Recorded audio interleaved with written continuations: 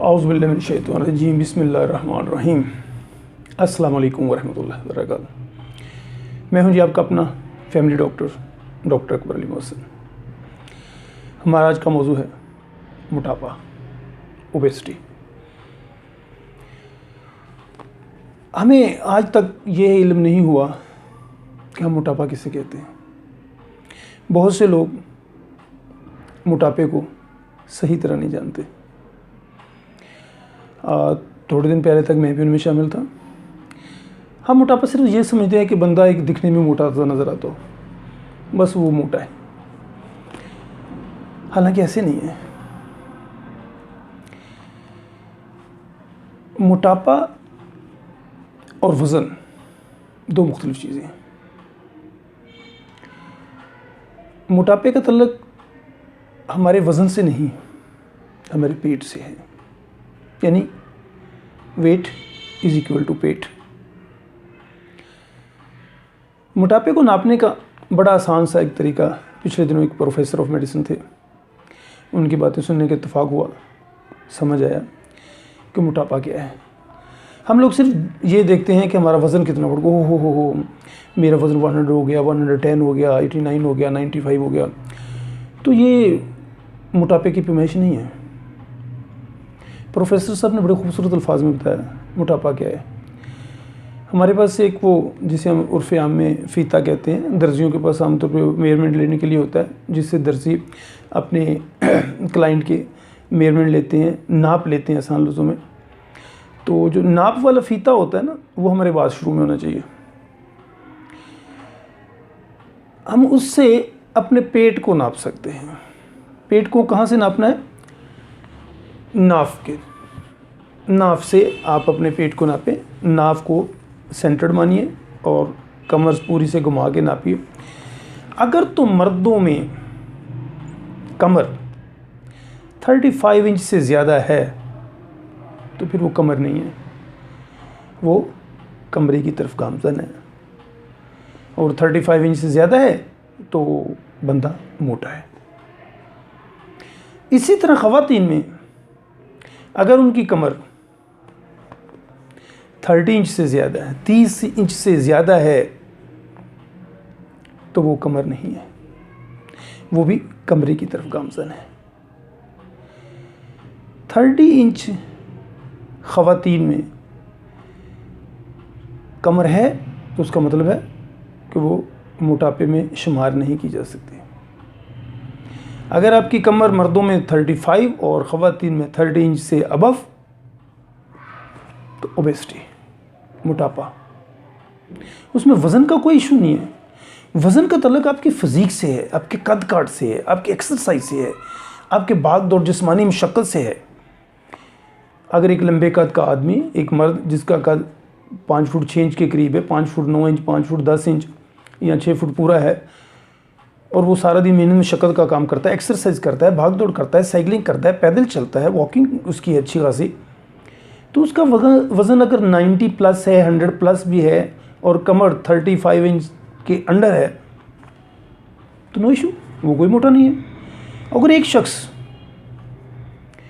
कद 6 फुट, वज़न 70 kg और पेट 40 इंच, बंदा मोटा है। सिंपल।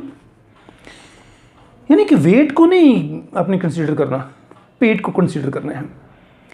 तो वेट के कॉन्शियस ना हो, पेट कॉन्शियस हो, अपने पेट को कम करें। वेट की खैर है, ये खुद कम हो जाता है, क्योंकि उसके लिए आपको थोड़ा बहुत मेहनत करनी पड़ती है, और मेहनती लोगों का पेट बहुत कम निकलता है सिंपल वॉक करने से। मुझे याद है, मैं एक प्रोग्राम देख रहा था, अमिताभ बच्चन से किसी ने पूछा कि आपकी स्मार्टनेस का राज क्या है? हम बचपन से जवानी तक और आपको बुढ़ापे तक देख रहे हैं, आप अभी तक स्मार्ट हैं। अमिताभ बच्चन उठे, कुर्सी छोड़ी, 4-6 कदम चले, आके कुर्सी पे बैठ गए। सवाल करने वाले ने अपना सवाल फिर दोहराया। अमिताभ बच्चन फिर उठे, कुर्सी छोड़ी, 4 कदम चले, आके बैठ गए। तो वो हवन्ना की तरह अमिताभ बच्चन को देख रहा था। तो बच्चन साहब मुस्कुराए, कहते लगे, यही मेरी फिटनेस का राज है कि मैं चलता रहता हूँ। आप बेशक कुर्सी से उठ के चंद कदम चल के दोबारा बैठ जाते हैं, आपके इस उठ बैठक में ही एक्सरसाइज है। तो ये जो पेट के ऊपर चर्बी है ये मोटापा है, और यही जो चर्बी है ये दहशतगर्दी है। ये दहशतगर्दी कैसे है? पेट की चर्बी 35 मुख्तलिफ किस्म के हार्मोन्स पैदा करती है, जो कि सारे के सारे जाके जिसमें खुद कुछ बम्बार की तरह अटैक करते हैं, दहशतगर्दी करते हैं, ब्लास्ट करते हैं। उस ब्लास्ट के नतीजे में किसी को फालज हो रहा है, किसी को हार्ट अटैक हो रहा है, किसी की टांगें जवाब दे रही हैं, किसी को पार्किंसंस हो रहा है, हत्ता के इवन कैंसर तक हो रहा है। ये जो हमारी पेट की चर्बी है, बस यही इंसान के साथ दहशतगर्दी है। और इसके मुकाबले में आपके बाजुओं पे जो चर्बी है, कंधों पे जो चर्बी है, टांगों पे जो चर्बी है, वो ताकत है। वो इस दहशतगर्दी के मुकाबले के लिए ज़रब असब का काम देती है, तखरीबकारों को चुन चुन कर मारती है। क्योंकि ये जो चर्बी आपके कंधों, बाजुओं, टांगों पे आती है ना, ये मेहनत से आती है, एक्सरसाइज से आती है, भाग दौड़ करने से आती है। जिस्मानी मेहनत, मशक्क़त, वॉक और एक्सरसाइज, इनसे बन के फिर ये चर्बी पैदा होती है। और ये ज़रूरी है आपकी ताकत के लिए, ये ज़रूरी है उस पेट की दहशतगर्दी को रोकने के लिए। तो साबित हुआ कि आपको वेट के पीछे नहीं भागना चाहिए, वेट मशीन के ऊपर खड़ा होकर अपने वेट को देख के वो माय गॉड नहीं कहना चाहिए, अपने पेट को देख के माय गॉड कहना चाहिए। तो आज से ये हद कर लें कि हमने वेट को नहीं, पेट को कंट्रोल करना है, वेट खुद ही कंट्रोल हो जाएगा। अब बात ये होगी कि इसको हम कंट्रोल कैसे करें, इसका इलाज क्या है, बचाव कैसे मुमकिन है, क्या करें? बहुत से टोटके, बहुत से नुस्खे, हर बंदा कोई ना कोई नुस्खा आपको बता देगा। चाहे उसका अपना पेट 36 इंच की बजाय 46 इंच पर पहुंचा हुआ, वो आपको नुस्खा बता देगा। और ऐसे ऐसे नुस्खे, ऐसे ऐसे चुटकुले होते हैं। वो किसी गरीब ने पूछा, चौधरी साहब आपकी भैंस बीमार हुई तो क्या दिया था? उन्होंने चंद चीज़ें दी। उन्होंने कहा मेरी भैंस बीमार हुई तो मैंने तो ये चंद चीज़ें दी थी। वो गरीब आदमी जाकर भैंस को दी, भैंस मर गई। दूसरे दिन चौधरी साहब से कह रहा, चौधरी साहब आपने जो चीज़ें बताई मैंने भैंस को दी तो भैंस मर गई। तो चौधरी हंस के मुस्करा के कहने लगा, यार भैंस तो मेरी भी मर गई थी, तुमने ये थोड़ी पूछा था कि चीज़ें देने से हुआ क्या था, तुमने तो पूछा दिया क्या था, मैंने बता दिया। तो हमारे ऐसे बहुत से गलियों में, मोहल्लों में, आपके आस पास इर्द गिर्द जानने वाले बहुत से हकीम, डॉक्टर, आपके रिश्तेदार आपको मिल जाते हैं, जो आपको चुटकुले टोटके इसी तरह के तजुर्बात बताते हैं। ये कोई नहीं बताता कि आखिर इससे हुआ क्या, आया को फ़ायदा हुआ या सुनी सुनी बातें आगे चलती जा रही हैं। तो बड़ा आसान सा मेरा वही माकूला है कि परहेज़ इलाज से बेहतर है। तो परहेज़ क्या है? परहेज़ तो वही है, अपनी डाइट को कंट्रोल करें, सही इस्लामी असूलों के मुताबिक खाना खाएं, चबा चबा के खाएं, छोटे छोटे लुक़मे लें, खाना खा के थोड़ी सी चहलकदमी, खाना खा के बैठे ना रहें। और अगर आपने मोटापे को कंट्रोल करना है तो फिर आपकी डाइट में फ़ाइबर होना ज़रूरी है, यानी अनछना हुआ आटा जिसमें उसका चोकर या उसका छान शामिल हो, वो इस्तेमाल करें। फल खाने से घंटा डेढ़ घंटा पहले ज़रूर लें। सैलड जितना इस्तेमाल कर सकते हैं खाएं। हर वो सब्ज़ी जो कच्ची खाई जा सकती है, गाजर है, मूली है, टमाटर है, मटर है, और भी बहुत सारी चीज़ें हैं जो हम कच्ची खा सकते हैं, उनको इस्तेमाल करें सैलड के तौर पे। खाने से पहले खा लें। अब तो शादी ब्याह में देखें तो सैलड खाने से पहले आ जाता है, तो सैलड को खाने से पहले लें। तो कच्ची सब्जियां खा सकते हैं। और उसके बाद जो नहीं खा सकते, आपको तली हुई अशिया नहीं खानी चाहिए। यानी कि मोटापे को कंट्रोल करने के लिए या चर्बी को कंट्रोल करने के लिए, फैट को रोकने के लिए, पेट को रोकने के लिए सबसे ज़्यादा ज़रूरी है आप मिठाई और चिकनाई छोड़ दें। चिकनाई से मुराद वही जितनी मैंने आपको चीज़ें बताई, तली हुई चीज़ें जिसमें ऑयल शामिल होता है, जिसमें घी शामिल होता है, बनस्पति शामिल होता है, उन चीज़ों से परहेज़ करें। पराठे ना खाएं, तली हुई अशिया ना खाएं, फ्राई चीज़ें ना खाएं, तो आप चिकनाई से बच गए। अब रहेगी मिठाई। मिठाई से मुराद सिर्फ वो मिठाई नहीं जो आपको गोरमे से मिलती है या जलंधर स्वीट से मिलती है। मिठाई से मुराद हर वो चीज़ जिसमें बहुत ज़्यादा कैलोरीज़ है, जिसे हम देसी ज़ुबान में बादी कहते हैं।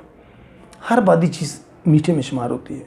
उसमें चावल भी आ जाते हैं, उसमें मैदे से बनी हुई रोटी भी आ जाती है, मैदे से बनी हुई तमाम चीज़ें, यानी कि तमाम बेकरी आइटम, डबल रोटी, रस, बन, केक, पेस्ट्री, नान, कुलचा, ये सब कुछ बेकरी आइटम जितनी है ये सारी मैदे से बनती है मोस्टली। तो ये सारी की सारी मोटापा पैदा करती हैं, आपका पेट बढ़ाती हैं। वेट नहीं बढ़ाती, पेट बढ़ाती हैं। तो इनसे, और खाना खा के बैठ न रहें, अपने आप को हरकत में रखें, खाने को हज़म करें। जिस तरह का आपका काम है उस तरह की आपकी डाइट होनी चाहिए। यहाँ एक और बात, बहुत से लोग डाइट करते हैं, डाइटिंग पे चले जी मैं डाइटिंग पे हूँ, मैं कम खा रहा हूँ, मैं थोड़ा खा रहा हूँ। आपको पता है कि अल्लाह ताला ने एक निज़ाम पैदा किया हुआ है हमारे जिस्म में। हम जो भी चीज़ खाते हैं उसके हिसाब से जिस्म बहुत सारे एंजाइम पैदा करता है। मैदे में बहुत सारे किस्म के एंजाइम पैदा होते हैं। और जब आप डाइट पे चले जाते हैं, कम खाते हैं, तो जिस्म को अंदाज़ा होता है कि अब पता नहीं अगली खुराक कब मिलनी है, कब नहीं मिलनी। तो उसमें से जितनी भी एनर्जी होती है जिस्म उसको फ़ैट में कन्वर्ट करके स्टोर कर देता है। अगर तो वो फ़ैट आपके कंधों, बाजों, टांगों वगैरह पे चली जाए, जो कि एक्सरसाइज से जाती है, मेहनत से जाती है, बैठे रहने से नहीं जाती, तो वेल एंड गुड, वो आपके बड़े काम की है। कि जब आपके जिस्म में एनर्जी की कमी होगी, आप नहीं खा सकेंगे, आपको खाना टाइम पे नहीं मिल सकेगा, तो वही फ़ैट आपकी एनर्जी में कन्वर्ट होकर आपके जिस्म का हिस्सा बनती है, आप अपने काम काज कर सकते हैं। लेकिन अगर वो फ़ैट आपके पेट पे आ गई, वेट में हिस्सादार ना हुई बल्कि पेट का हिस्सादार होगी, तो फिर आपको वही 35 हार्मोन्स पैदा होंगे जो आपके जिस्म में जाके तकरीब करेंगे, बम ब्लास्ट करेंगे और आपको मुख्तलिफ तरह की बीमारियों में पैदा करेंगे। और उससे आप स्मार्ट नहीं होंगे। आप इस डाइटिंग से कभी स्मार्ट नहीं हो सकते। हाँ, भूल जाएंगे, पहले से ज़्यादा मोटे होंगे, हो सकता है आपका वज़न कम हो जाए, वेट कम होगा, पेट कम नहीं होगा। पेट कम करने के लिए ज़रूरी है आपको एक्सरसाइज। क्या एक्सरसाइज? बड़ी सादा सी एक्सरसाइज मैं बता देता हूँ आपको। अब तो मैंने देखा है तकरीबन को 75% लोगों के पास स्मार्टफोन है, लेकिन 75% जो लोग स्मार्टफोन रखते हैं उनमें से 99% लोगों को नहीं पता कि स्मार्टफोन में बहुत सारे फीचर्स होते हैं, स्वाए वीडियो देखने के, रिकॉर्डिंग करने के, मैसेजिंग के, या सिर्फ सोशल मीडिया के, और भी बहुत कुछ। इसमें एक फ़ीचर होता है स्टेप काउंटिंग का। स्टेप काउंटर को आप एक्टिवेट कर दें, उसे ऑन कर दें, वो आपके कदम गिनता है कि आप कितने कदम चलते हैं। एक नॉर्मल इंसान को डेली 24 आवर में उसके चलने के जो कदम हैं, चलने चाहिए, उसके जो स्टेप फॉरवर्ड हैं, वो 6000 होने चाहिए।